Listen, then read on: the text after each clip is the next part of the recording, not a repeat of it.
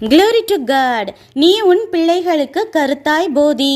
பெற்றோர்களாகிய நம்மை பார்த்து தான் தேவன் ஒரு அட்வைஸ் பண்றார்.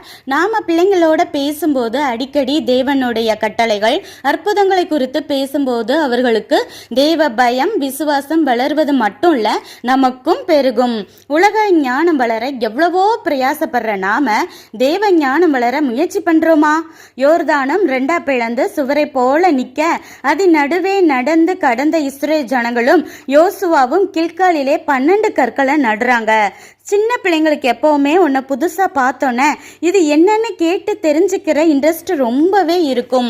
அப்படி உங்க பிள்ளைங்க கேட்கும்போது நம்ம முன்னோர்கள் செங்கடலை கடந்ததையும் நாம யோர்தானை கடந்த அற்புதங்களையும் சொல்லி சொல்லி வளர்க்கணும்னு யோசுவா கட்டளை போடுறாரு. இப்படி சொல்லி வளர்க்காத ஏலியும் பிள்ளைகளுடைய பரிதாப முடிவு நமக்கு தெரியும். நமக்கு கொடுக்கப்பட்ட பிள்ளைகளின் ஆத்துமாக்கு தேவன்கிட்ட நாம தான் கணக்கு கொடுக்கணும். ஆபிரகாம் தன் மகனுக்கு தேவனை தியானிக்க கற்றுக் கொடுத்தது போல முதலாவது வீட்டிலே நம் ஊழியம் ஆரம்பிக்கப்படட்டும். ஒருவேளை ஹாஸ்டல்ல தூர இடங்கள்ல பிள்ளைகள் இருந்தாலும் முழங்காலில் நின்று ஒரு நேரமாவது ஃபாஸ்டிங் இருந்து ஜெபிங்க.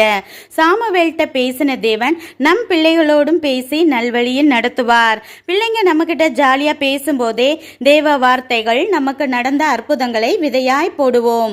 மார்னிங் பிரேயர், சாப்பிடும்போது நன்றி சொல்ல பழக்குவோம். பைபிள் கிளாஸுக்கு பிள்ளைகளை அனுப்புவோம்.